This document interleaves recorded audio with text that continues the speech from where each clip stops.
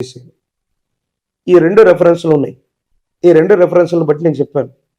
ఉత్తరాన ఉన్నటువంటి వంశం పండిత్ జవహర్లాల్ నెహ్రూ గారి యొక్క వంశం. వారి కుటుంబ సభ్యులు ఇప్పటి వరకు దేశాన్ని ఎక్కువ కాలం పరిపాలన చేశారు.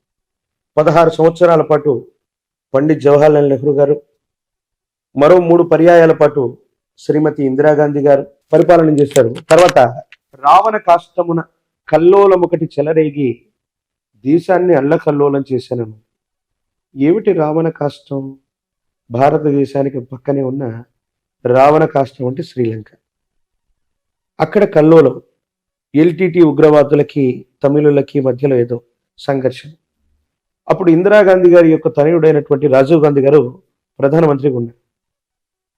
ఈయన ఆ దేశానికి సంబంధించి ఎల్టీటీ ఉగ్రవాదులకి వీళ్ళకి మధ్య జరుగుతున్న సంఘర్షణలు ఆయన కలుగు చేసుకోవటం వల్ల రావణ కాష్టమున కల్లోలము చెలరేగి దేశాన్ని, మన భారతదేశాన్ని అల్లకల్లోలం చేసే కుట్ర ఒకటి జరిగింది. ఏంటో తెలుసా? తమిళనాడుకు సమీపంలోని పెరంబదూరులో బాంబ్ బ్లాస్టింగ్ అవ్వటం. అలాగే రావణ కాష్టంలో కల్లోలం చెలరేగటం వల్ల రాజీవ్ గాంధీ గారు హత్య గావించబడ్డం. ఆ తర్వాత వాళ్ళ సతీమణి అయినటువంటి సోనియా గాంధీ గారు 2004 నుండి 2014లో యూపీఐ చైర్పర్సన్గా ఉంటే 10 ఏళ్ల పాటు వాళ్లే అధికారంలో ఉన్నట్టు కూడా మనం చూసాం. కాబట్టి సమీపమైనటువంటి భవిష్యత్తులో మళ్ళీ కాంగ్రెస్ అన్నటువంటిది పునర్జీవితం జరిగేటువంటి అవకాశం అది ఎక్కడి నుంచైనా జరగచ్చు, తెలంగాణ నుంచి కూడా అవ్వచ్చు. సమీప భవిష్యత్తులో ఇప్పటికిప్పుడు ఈ ఎలక్షన్స్లో కాకపోయినా రాజీవ్ గాంధీ గారు, ప్రియాంక గాంధీ గారు లేదా వాళ్ళ వంశాంకురాలు చివరి వ్యక్తి ఎవరు ఉన్నప్పటికీ కూడా భారతదేశానికి సంబంధించి ప్రజల చేత ప్రజల కొరకు ఎన్నుకోబడ్డటువంటి ఈ ప్రజాస్వామ్య ప్రభుత్వంలో ఎప్పటికైనా మళ్ళీ అధికార పీఠం లేదా ప్రధానమంత్రి పదవి ఖచ్చితంగా వారు దానికి దగ్గరగా ఉంటారు. ఈ ఎన్నికల్లో అది జరగకపోవచ్చు, కానీ సమీపమైన భవిష్యత్తులో వాళ్ళ కుటుంబంలో అసలు రాహుల్ గాంధీకి ప్రధానమంత్రి అయ్యే యోగ్యం భాగ్యం లేదు ఆయన జాతకం ప్రకారం చాలా మంది చెప్తూ ఉన్నారు, మీలాంటి జ్యోతిష్యులు. రేవంత్ రెడ్డి గారు ఎమ్మెల్యేగా ఓడిపోయారు. కనీసం ఒక్కరు కూడా కాంగ్రెస్ బలం లేదు. కాంగ్రెస్ పార్టీ అధికారంలోకి రాదని చాలా మంది జ్యోతిష్యులు చెప్పారుగా. మరి ఏమైందంటారు? కలియుగంలో 5 ఏళ్లు గడిచినటువంటి మీదట పంచాంగములు పనికి మారినవైపోవు, నవగ్రహంబుల నడక మారినను గురుదేవుల వాక్యం కూడా ఉంది. ఓకే, సో మీరు మెజర్ చేసే మెజర్మెంట్స్ కి అతీతవంతమైనటువంటి స్థితిగతుల్లో కలియుగంలో 5 ఏళ్లు గడిచినటువంటి మీదట, ఇప్పుడు 5124 సంవత్సరాలు పురస్కరణ చేసుకున్నాం మనం. 5000 సంవత్సరాల నుంచి అంటే 100 ఏళ్ల నుంచే ఇలాంటి ఆటపోట్లు స్టార్ట్ అయ్యాయి. ఇంకా మనం అనుకున్నటువంటి గ్రహగతులు 30 నెలల్లోనే మందగమనుడైనటువంటి శని ఇక్కడి నుంచి ఇక్కడికి వెళ్తాడంటే 3 రోజుల్లో కూడా ఆయన ట్రావెల్ చేయొచ్చు. ప్రపంచంలో వింతలు విచిత్రాలు ఇంకా జరగబోతున్నాయి. కాబట్టి బ్రహ్మం గారి యొక్క కాలజ్ఞాన ప్రకారంగా సోనియా గాంధీ గారి యొక్క నేతృత్వంలో ఉన్నటువంటి వాళ్ళ కుటుంబ సభ్యులు, ప్రియాంక గాంధీ లేదా రాహుల్ గాంధీ, వీళ్ళ ఇరువురు లేదా వీరి కుటుంబ సభ్యులు చివరి వంశాంకురం ఉన్నంత వరకు భారతదేశానికి సంబంధించిన ప్రధానమంత్రి లేదా ఆ అధ్యక్ష పీఠానికి దగ్గరగానే వీరు ఉంటారు. ఇది సమీప భవిష్యత్తులో జరిగి తీరుతుంది. అందులో భాగంగానే ఇక్కడ కాంగ్రెస్ పార్టీ అన్నటువంటిది అందరూ అనుకుంటారు ఇంకా అయిపోయింది, కాంగ్రెస్ ఏమీ లేదు, దాన్ని ఎవరు ఏమీ చేయలేరు. బ్రహ్మం గారి యొక్క కాలజ్ఞానం. బికాజ్ నేను సనాతనమైన ధార్మికవాదిగా బీజేపీని నేను ఇష్టపడతాను, నేను కాంగ్రెస్ ను పొగడట్లేదు, ఉన్నటువంటి వాస్తవికమైనటువంటి పరిస్థితులు అట్లాంటివి. కమింగ్ టు ఆంధ్రప్రదేశ్, జగన్మోహన్ రెడ్డి గారి యొక్క పేరు జగన్. గా నా అక్షరాలని సంయుక్త అక్షరాలు అంటారు. వారి పేరులో కూడా 2 అక్షరాలే ఉన్నాయి. అంటే జా తీసి ఓన్లీ గన్ అని పెట్టాలా జగన్ గారికి? జగన్ అంటే గా అన్నటువంటిది సంయుక్తము, అంటే ఒక అక్షరంతో మరో సగం అక్షరం కలిసిపోతే దాన్ని సంయుక్తాక్షరం అంటారు తెలుగులో. సో జగన్మోహన్ రెడ్డి గారి యొక్క పేరులో కూడా ఒక రకంగా ఆ విధంగా తీసుకుంటే అవి 2 అక్షరాల కిందే లెక్క. రాబోయేటువంటి శాసనసభ ఎన్నికల్లో ఆంధ్రప్రదేశ్కు సంబంధించినటువంటి ఎలక్షన్స్లో వైనాట్ 175 అని జగన్మోహన్ రెడ్డి గారు ముందుకెళ్తూ ఉండొచ్చు దాకా.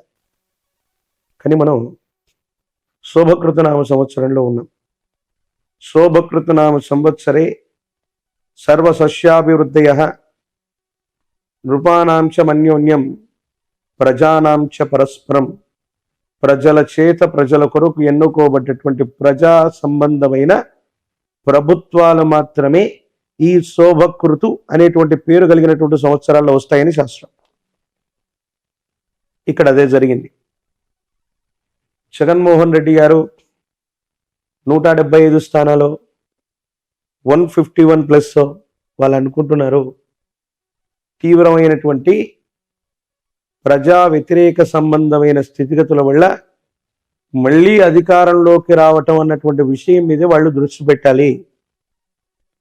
ఏ ప్రభుత్వం కూడా, అంటే అది టీడీపీతో కూడినటువంటి ప్రభుత్వం కానీ వైసీపీతో కూడినటువంటి ప్రభుత్వం కానీ వెంటనే సులభమైనటువంటి మెజారిటీతో ఆంధ్రప్రదేశ్లో వచ్చేటువంటి అవకాశం లేదు. But first priority is Jaganmohan Reddy గారికి సంబంధించిన ఆరుద్ర నక్షత్రం,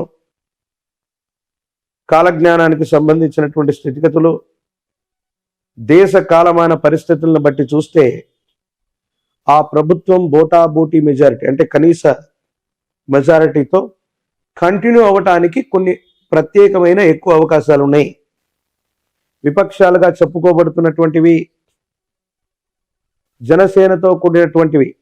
ఆయనది శ్రవణ నక్షత్రం. పవన్ కళ్యాణ్ గారు సమీపమైన భవిష్యత్తులో తప్పకుండా అమాత్యుడు, మంత్రి, అది ముఖ్యమంత్రి అవ్వండి, కేంద్ర మంత్రి అవ్వనివ్వండి, అమాత్యుడు అన్నటువంటి స్థానానికి దగ్గరగా ఆయన జాతకం ఉండబోతుంది.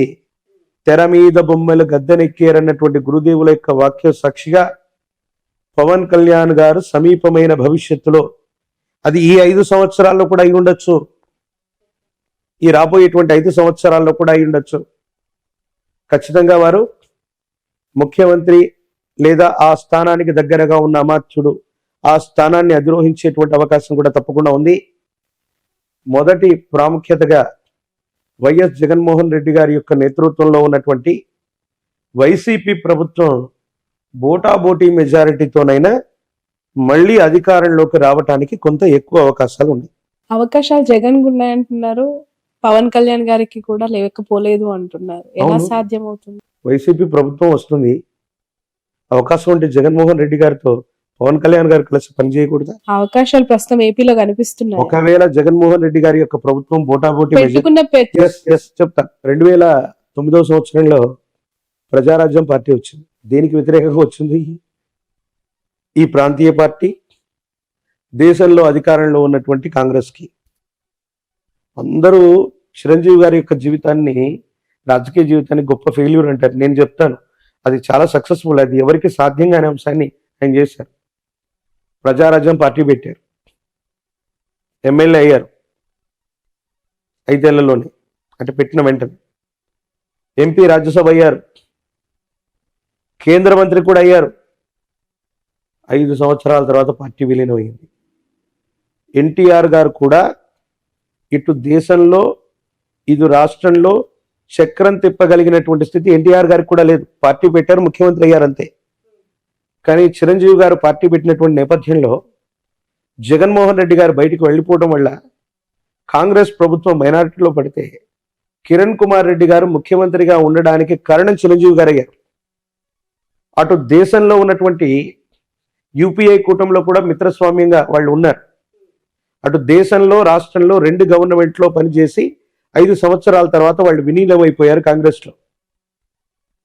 జనసేన పార్టీ అవసరం కూడా రేపు పొద్దున్న తెలుగుదేశానికే కాదు, వైసీపీ అవ్వచ్చు, వైసీపీ బోటాబోటీ మెజారిటీతో ఏదైనా ప్రభుత్వాన్ని ఫామ్ చేసి సమీపమైన భవిష్యత్తులో ఏవైనా ఇబ్బందులు ఉన్నప్పుడు